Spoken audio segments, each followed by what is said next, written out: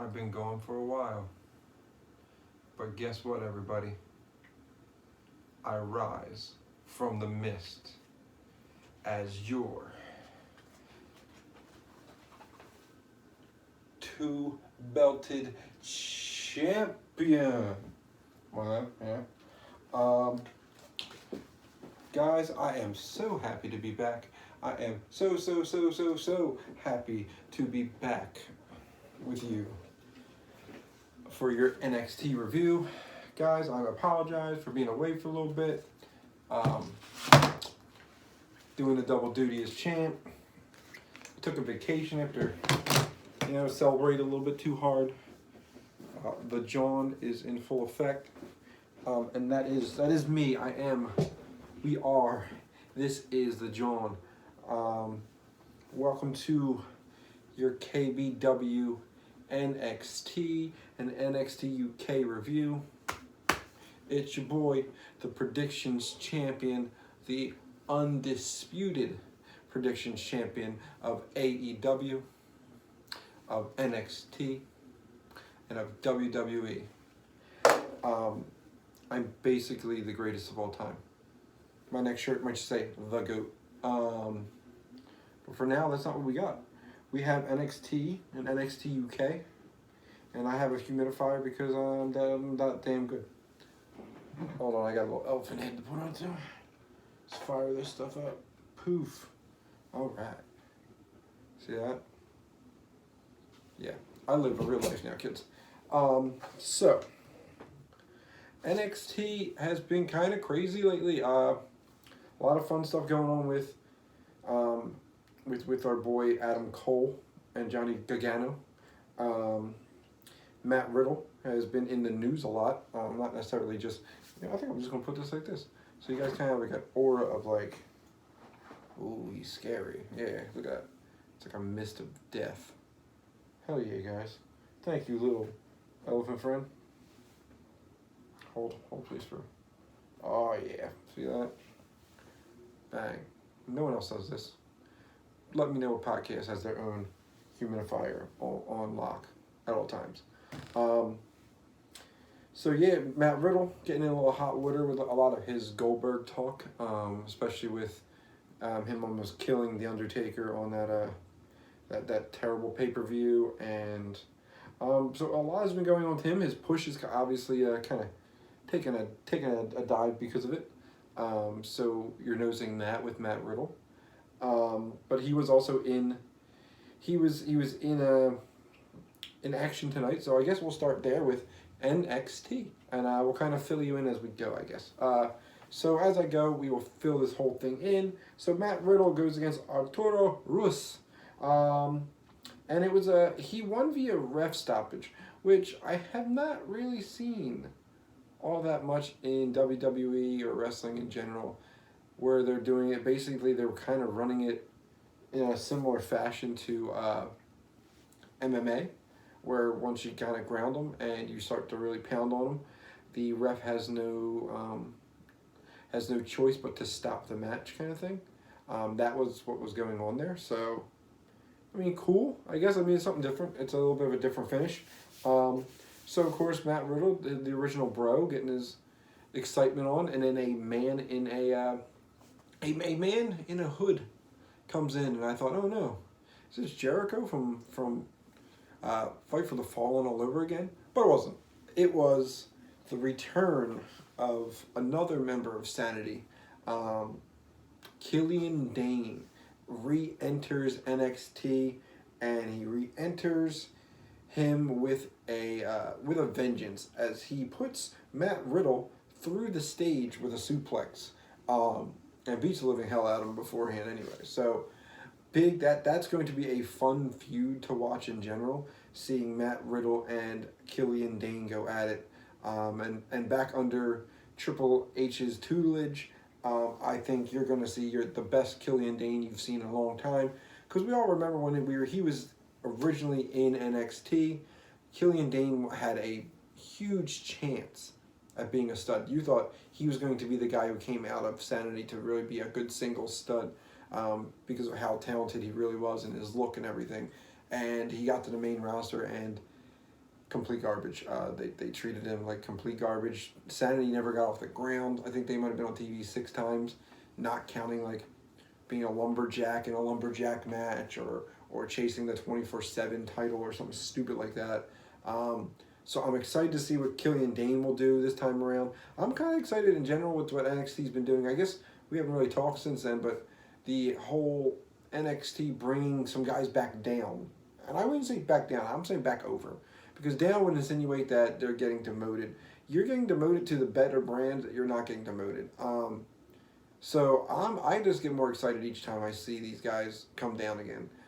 Like Tyler Breeze, who we'll talk about in a little bit, but like Tyler Breeze, Apollo Cruz is on this show today, and of course Killian Dane now in NXT UK, which we will talk about a little later.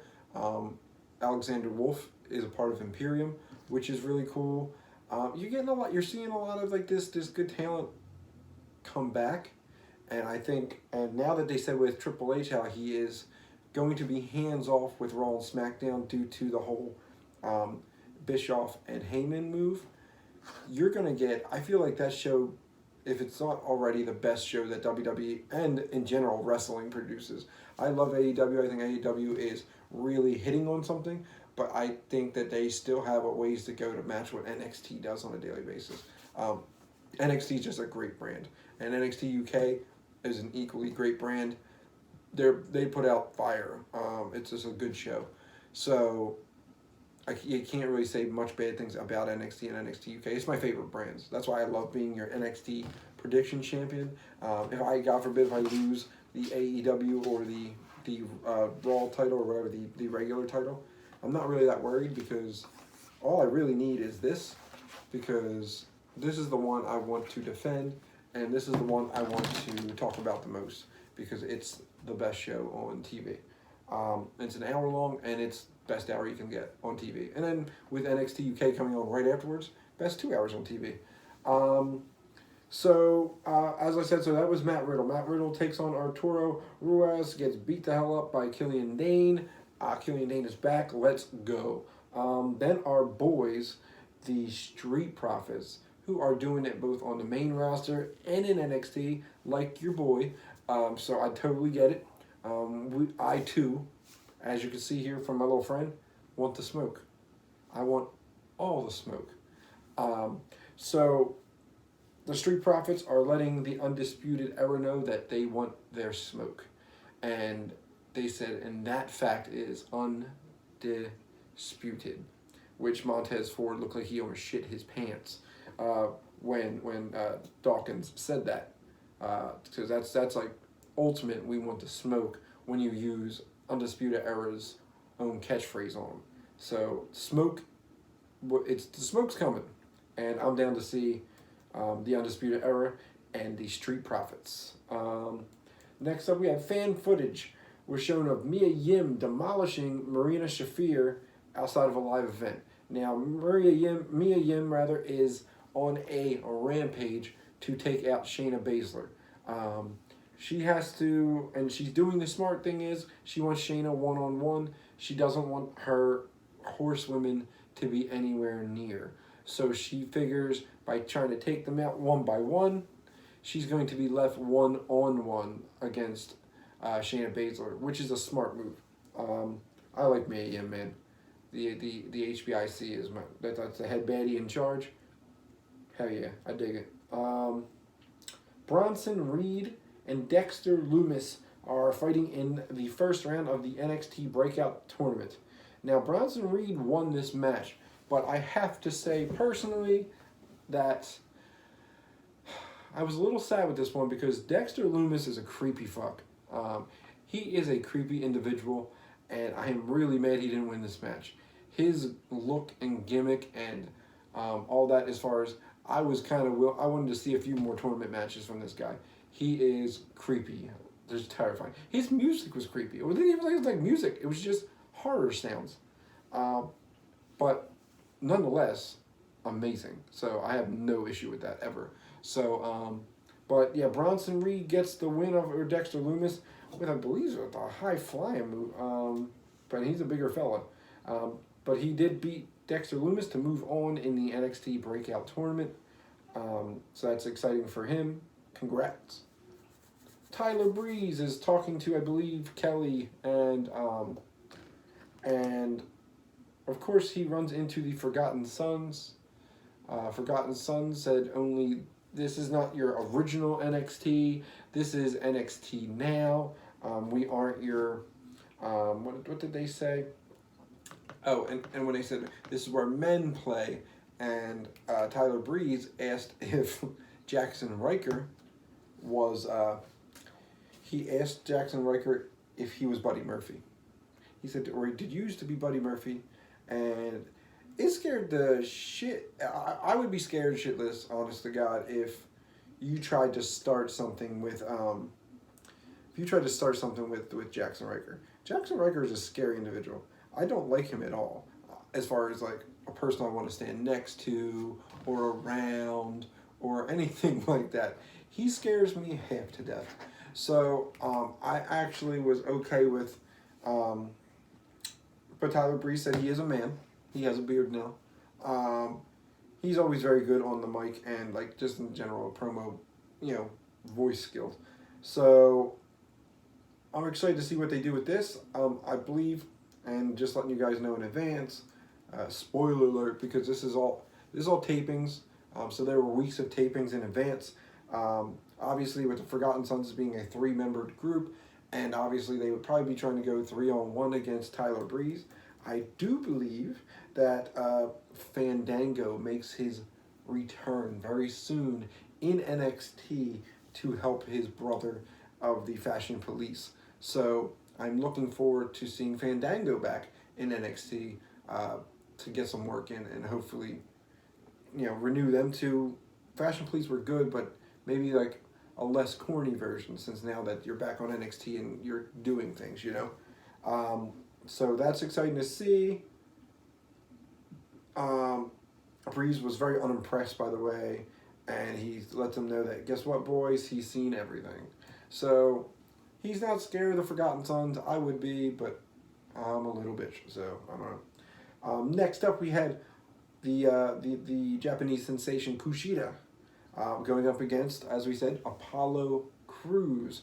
So with Apollo coming back down to face Kushida, this was what I like to call a instant classic. It was a tremendous match. It was one of them ones that have a lot of like the whoa, whoa, whoa to it, where you're literally just saying, you're shocked at everything you're seeing because it's that good. And that's exciting whenever you can get that. So this was a very, very good match. It had a little bit of a time to it too. It was not short, put it that way. Obviously in the end, Kushida does get the win, but there was a very big standing ovation for both of them at the end, as it again proves a point that these guys aren't bad. It's just whether you let them have their chance in the ring. And they, up at SmackDown Live, you're just not getting the chances because you have guys like Shane McMahon getting 7 segments per thing, like Kevin Owens said, and Kevin Owens is just saying what everybody says on Twitter all day. So, and it couldn't be any more true. It's guys like this, like Apollo Crews, that's a hell of a talent, man. And you can't find a way as this big of a company to push a guy like that. I don't know what you're doing, to be honest with you. I don't know what your issue is and what you're actually doing if you can't push a guy like, with such talent. Like, he can really put on some good matches. So, obviously, Kushida gets the win. Kushida continues to roll in NXT. So, that they're kind of pushing him through the ranks to fight whoever the world champ will be in a few. After, I guess, Adam Cole goes at it again with Gargano. They had a picture from the Evolve show with Ciampa, and Ciampa's arms were as big as my friggin' head. And Ciampa tweeted, "Only 4 months out of surgery, and look at me already. Adam Cole better be scared because I'm coming for Goldie." she misses me and I miss her, or something in like that general text. And I was like, I cannot wait for Ciampa's return. I know it's a far ways off, but maybe sooner, I hope. But even if it is a far ways off, I'm okay with it. It'd be good to see Ciampa again. Ciampa's a hell of a heel and a hell of a wrestler. So that'd be awesome. Then a weird little segment about Keith Lee pledging to change the narrative in NXT and like to get his shot, because these guys, like the people who are in this breakout tournament, are getting a chance at a title. He's been there for a year and a half and he has not gotten a chance at a title. So like he's just trying to say he's going to I guess he wants the smoke as well. You should ask the Street Profits. How does he get the smoke that he so properly wants? But that was a weird little segment there. Didn't care for it, to be honest with you. Adam Cole comes out, says how much he's enjoyed his his championship Bebe World Tour with his title. Obviously, as you've seen over the past few weeks, he went to Cleveland and he just trying to embarrass Johnny Gargano in his hometown in front of his friends and family. So he said he's a fighting champion and he's going to fight tonight, actually. And he said he's going to fight this man. And it goes back to the clip when Johnny Gargano brought his title to the wrestling school in Cleveland. And I believe his name is Twan. And let Twan hold the NXT title. And so when he said this guy, he said, "Come on, Twan, come on out." So Twan comes out, and we think, oh, look at this bullshit. You're about to get, Adam Cole's about to just stomp a mud hole in this poor, wrestling school kid. And Adam Cole said, "Look, it's just me and you, one-on-one. You don't see the Undisputed Era anywhere around me. Obviously, I'm not. It's 1 versus 1. That's it."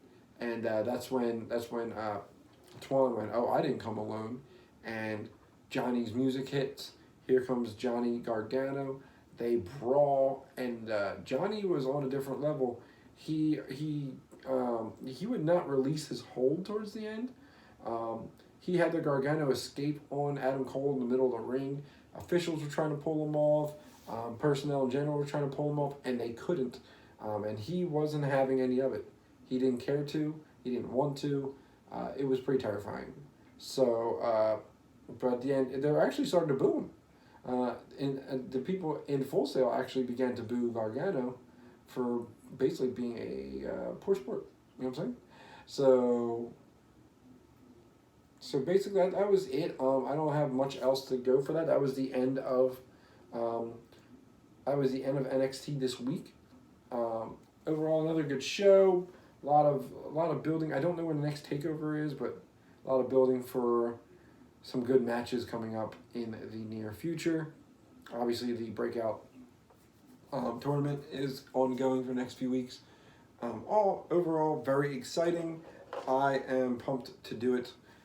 So I will see you guys in just a few for the NXT United Kingdom review on the road to Cardiff. I want the smoke. I want that smoke. I want the smoke. I want all that smoke. Hey y'all. I want like a real fog machine, by the way. That's in my terrifying mind of how this show is going and what we do here. A fog machine probably isn't far behind, because I'm literally using this. It's actually it was my nephew's when he was younger.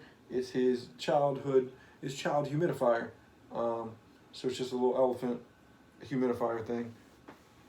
And I stole it. Well, he didn't need no more as a kid, and I said, "May I have it?" First off, you notice that the KBW cast, we have a very moist skin, because I make sure this room has proper moisture in it. It's very clean. So, to be the best, we have to be our best health-wise. So, always humidifying, but also it makes a dope little smoker thing. So it looks like I'm having a really cool entrance. Like a Goldberg, John, or without getting concussed. So everybody, this is your NXT UK review. Road to NXT UK Takeover Cardiff on August 31st. what I call is the biggest wrestling day of the year, because along with NXT Takeover Cardiff, which will be around 2 o'clock because of it being in the UK, we will also have that evening will be, I believe, AEW's All Out. So big day of wrestling that day. It's going to be very exciting to have NXT and AEW on the same day. Guys, I'm not going to lie, I might die. It's a lot of very good wrestling in one day. So we'll see how it turns out. We'll see if I survive it. If I do, I will obviously bring you guys. I will bring you guys an NXT UK Takeover Cardiff review. And as a cast, me and Mr. Disrespectful will bring you the AEW All Out review for that show as well. So let's get started with NXT UK. All right. So we got Imperium's Fabian Eichner and Marcel Barthel going against Saxon Huxley and Tyson T-Bone. This was a good match overall, but as expected, Imperium's not going to lose much. They are creating them to be the strongest force in NXT, as they've been taking out members of British Strong Style one by one. They have a couple of promos, speaking of that today, how they are down to just they're down to just Trent Seven. And at Trent Seven is the only one left. They already took care of Pete Dunne, and they broke Tyler Bates' back, and they're down to just 2. And so they did the same here. They beat Jackson Huxley and Tyson T-Bone, and they did one of the same moves they pulled on Tyler Bates they got on Tyson Huxley, or Tyson T-Bone. I tried to combine their names, like the Graveyard Dogs. So it was that move on the outside where where T-Bone was like laying against the steps, steel steps like that, and I believe it was Eichner gives that running knee dead into the steps. That was the end of him, and Jackson Huxley didn't have a chance once it became a 2-on-1, where they got him something like a power bomb uppercut punch thing. It was pretty dope though. It was a power bomb into. They finished off their prey with an uppercut off the second rope that turned into a power bomb. It was cool. It was a cool move. I don't have a name for it yet, but Imperium wins again, and I am the John. Next up, we had Ginny against Ziya Brookside. This feud has kind of been spinning its wheels a little bit. Now, Ginny, of course, said she didn't need the help of Jazzy Gabbert, but let's not lie to people. Jazzy Gabbert was very much involved in this match. Ziya Brookside is not that tall to be getting beat up by 2 big women like that, but Ginny gets the roll-up once Jazzy again gets involved. So this, I don't know where we're going with this. I don't know who is going to wind up coming to Ziya Brookside's side. Just funny to say, but I don't know who's coming to Ziya Brookside's side. And so we shall see who that is. But I feel like eventually someone's going to come and kind of be competition for Jazzy Gabbert. Who? But I'm excited. Maybe a Nia Jax. Like I can feel like on her comeback, they wouldn't just bring her right back. They could bring her back to NXT because I don't mean to sound like most people here, but like I think she could have benefited from more time down in NXT. I thought that, during that Women's Revolution initial movement on the main roster, they pulled her up early. They just did. I think you could finesse her game a little bit and kind of create more of a wrestler out of her, to have more moves, instead of using just the bigger person move. Like, she's athletic, let her show her athleticism, So I think that it would be okay to see Nia Jax return to NXT also, and a Nia Jax Jazzy Gabbert match. So I'm down for any of that, but Ginny gets the win over poor little Ziya Brookside. How dare you? Next up, the most beautiful woman in the game, my wife, Toni Storm, comes out to, because she's so tired, she's getting tired of the mind games from Kaylee Ray, who she said was one of her best friends. but she has no idea what happened to her. I'm assuming it's called jealousy, because you're the champ, you're gorgeous. There's a lot going on for you. You're one of the best female wrestlers. Shit, one of the best wrestlers. You don't have to put the gender to it. She's one of the best wrestlers out there. She's very good. Kaylee Ray's no slouch, but maybe she's just getting a little bit. Maybe she does not like all the smoke. So she comes out to confront Kaylee Ray, basically saying, "What's wrong with you? Why do you keep doing this?" As you recall, a week or two ago, where she came out and beat up Ziya Brookside. Or not Ziya Brookside, it was Candy Crush or whatever the hell we're calling her. Candyland. And something with Candy. I don't know. It's a stripper name. And so then Kaylee Ray's music hits. Here comes Kaylee Ray. And she says, and I'm just going to summarize because for the love of God, it's very hard to understand them sometimes. Certain accents, you have to really possess a lot of focus to figure out what's being said. And hers is one of them. First time I thought she said something about bagging something, but it was the biggest show, and she's like, the biggest show. It's sometimes it gets a little rough with the accents, but overall, again, great thing. So she comes out and says, well, she just doesn't want to wait. We can do it right here, right now, but I see that you're not prepared. As Toni Storm was wearing some jeans and some chucks with her signature jacket and backwards snapback. Candy Floss was who she beat up last week. I knew it was something with Candy. And then, obviously, Kaylee Ray starts walking down the ring as Tony's always down for the fight. She'll fight in her jeans. Dean Ambrose did for like 8 years. And she said, "Not here," or something like that.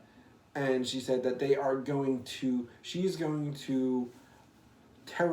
to make Toni Storm's life a living hell until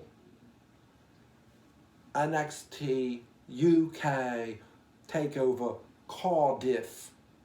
So once they get to Cardiff, she will defend her women's title against Kaylee Ray. Obviously, it was a big yes from Toni Storm, and from what was said after this confrontation, there will be a 6-woman tag, which is the first ever in NXT UK history. I believe next week they said between who the hell is it going to be? I know Kaylee Ray's on one. They said Kaylee Ray will be on one side, Toni Storm will be on the other, and I believe it will be Ginny and Jazzy Gabbert, and it'll be Toni Storm, Ziya Brookside, and Person. I can't remember who the third is, but that should be exciting. So that's at least one match confirmed for NXT Takeover Cardiff. In our main event, first of all, they really recorded a lot of shows here at the Download Festival, because they've been there for like the last 5 weeks. They did a lot of shows at the Download Fest. I kind of don't like it, because like it's kind of like when NXT goes away from Full Sail, but to another small theater. Not if obviously when NXT does shows for like the day after Takeover and they're in a big arena, that's fine. But like I feel like the Download Festival is like the crowd reaction's kind of like hit or miss on certain things, because I don't know how many things they recorded that day, during that festival. So like you might wonder why they're not cheering on Toni Storm that hard, but that might be because it's the third time that Toni Storm's been out there tonight. So it's like, okay, here she comes again. Like, we don't know. But I kind of like it better once they go back to doing their normal shows. But Mark Andrews goes up against Cassius, as they say in the NXT UK, Cassius Ohno. In a one-on-one, obviously, Cassius Ohno is the greatest wrestler of all time. He's both in all strong styles. He can beat anyone, but he cannot beat Mark Andrews. This is a hard-fought match. Obviously, Cassius Ohno throwing his physicality around, opposed to Mark Andrews, who's flying through the sky. And the wrestling genius, he kept getting at Andrews, but Andrews fired back with a barrage of high-octane offensive maneuvers, and he even got an over-the-top Hurricanrana onto the ringside floor. Then in moments, Ono trapped his high-flying adversary Andrews, who was attempting fall to pieces from the top rope, and leveled him with a cravat suplex. In an attempt to inflict further punishment, the mistake was made by Ono. Andrews quickly countered the attack to pick up a quick pin, so the fruit roll-up style. Very annoyed by that, by the way. I am not a fan of the... I mean, I guess once in a while if you get a roll-up pin, that's cool. It's like a shock victory, but like, I feel like WWE runs to that so much in general. Obviously, not as much in NXT, but roll-up pins make me nauseous now because it seems like such a cheap way to win. So that always is not fun for me. I don't enjoy it, nor should I.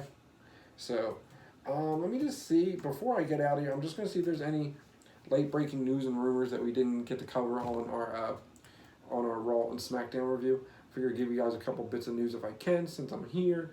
Obviously, AEW news is a little cool. CM Punk is confirmed for StarCast, not for All Out, but the day of All Out, he'll be in Chicago. He'll be in the building, basically. That's very exciting to see. That maybe, just maybe, there's even like a little pop in. Not even like a fight, but he could pop in and everybody would in turn pop. So he's confirmed for that. WWE randomly announces this goofy show on the network, which confuses everybody and everything. It's called the Smackville. It's from Nashville. It's called Smackville. It's a special event on Saturday, July 27th. It's apparently somehow Dolph Ziggler, Kofi, and Samoa Joe are going to have a triple threat match. You're going to have Shinsuke is going to get a rematch against Finn Balor, who I thought was being written off the show. And it'll be weird for him to suddenly be doing this in the middle of his program with The Fiend, Bray Wyatt. Confusing to me. There will also be a special musical performance by Hello, I Am Elias. All that and much more at 9 p.m. Eastern on Saturday, July 27th, live from the Music City, USA. What the hell are they doing? Is what I'm at here. It's very weird. It's very confusing. I don't like it. They have some weird stuff coming up for this Raw reunion lineup. They said they spotted Rock. I think they said that during the Raw and SmackDown. They spotted The Rock there. So maybe The Rock will be making a move because WWE is trying to do all they can currently to get ahead of the momentum of AEW. I don't really have much else. I did watch the Chris Van Vliet video with, or listened to rather, with Darby Allin. That dude is fun to listen to. He's very weird. He's cryptic. You know, he kind of like that cryptic kind of aura to him. And he kind of speaks of why he is insane when he wrestles, which is cool. But yeah, guys, I don't have anything else. I feel like I've dropped enough knowledge. Please, as always, on the page, we have so much going on. And I mean so much. Within the last 2 days, we have put out a G1 Supercard. The next 4 days, I believe. It's night 5 to night 8 are predictions. Me and Mr. Disrespectful currently are tied going into that. We put up our Fight for the Fallen review, our Raw and SmackDown review, our Extreme Rules review. A lot has been going on there, okay? So, and obviously this will be on there, and I believe Mr. Disrespectful is also going to be getting up there a WWE Universe update on our club. That's at KBW WrestleCast, KB WrestleCast, I guess you would say, is our club name on the WWE Universe game. Come join us. We are killing the game, and we want to kill the business with us. Join the John. Also, the shirts, the John, your official KBW merchandise. If you want a John shirt, guys, if you're not from Philadelphia, you might not know what a John is. I'll give you a quick history real quick because this video is getting super long and I still got to upload it and go to bed because, shockingly, I have a job too. So John is a Philadelphia slang word that means everything. Anything and everything. I could say, feed me that John. Ooh, what's that John on your plate? Yo, that John over there is fine. Or, have you seen the keys to my John? It basically replaces any word you like it to replace. But I kind of came to it with Extreme Rules being in my hometown of Philadelphia and the Becky Lynch, Seth Rollins thing going on here with Becky is the man, Seth is the man's man. And that shirt, I like to do parody shirts. Like if I'm going to do shirts for our show, I like parody shirts. I think that's the funnier things to do and it's the cooler ones to do. So it's a simple shirt. Seems like the shirts that sell the most in history with WWE has always been like these kind of shirts. Austin 316. It's a name with 3 numbers on it. There's no fanciness. All you have is the broken skull in the back. Otherwise, it's nothing crazy. And that shirt is probably the #1 shirt in history for outside of like an NWO shirt and DX. Like those 3 shirts are the ones you see everywhere. And recently, the Becky Lynch The Man shirts are going like hotcakes. So I thought, here's a little twist on it. I'm the John, and I even added the colors that they wear on a daily basis with the white and yellow and black. That was their matching cute couple colors that they wore, the Kill Bill colors they have going on there. But guys, as always, so the John shirts are available. If you need it, you either hit up our YouTube page here, hit up the messages, comment, I want a shirt. Either me or Mr. Disrespect will get back to you with prices, shipping, anything you need, because we'd love for you guys to join the movement, join this thing we have going on here. We love doing it, and we want to see people start promoting this. I want to watch like a Raw or an AEW and see a John shirt on them. That would be cool. So obviously they are available. If you need them, you let us know. We're small, we don't have a store yet, but we will personally get them done for you. Also, please subscribe to the YouTube channel. If you're watching, you're already on it. So just hit the subscribe button, hit the bells for notifications. You'll have a notification every 8 minutes because this channel is cooking with stuff right now. Twitter, it's a CastKB, @CastKB, is run by your boy. So obviously you can DM me on there or you can fight me on there. I'm always down to battle about wrestling talk. I usually live tweet Monday Night Raws because Tuesdays I have work, so I can't live tweet SmackDown. I usually do a way too late SmackDown review where I will live tweet it recorded at like 11 o'clock. And then obviously I'll do my SmackDown. So guys, definitely, please subscribe to it. Make sure you subscribe, hit the bells for notifications, and Instagram and Twitter. Instagram is KB WrestleCast. You'll find us right there. That's pretty new. We have like 6 posts on there. But Twitter has been there, and it is active, and I am active on there, and I will fight you. So definitely, please, guys, hit us up. We love the feedback. Thank you again for everything you guys have been doing. Thank you, thank you. I am out. I am not bidding you adieu. I am not bidding you nothing because I'm the NXT champ. I'm better than you, and you know it.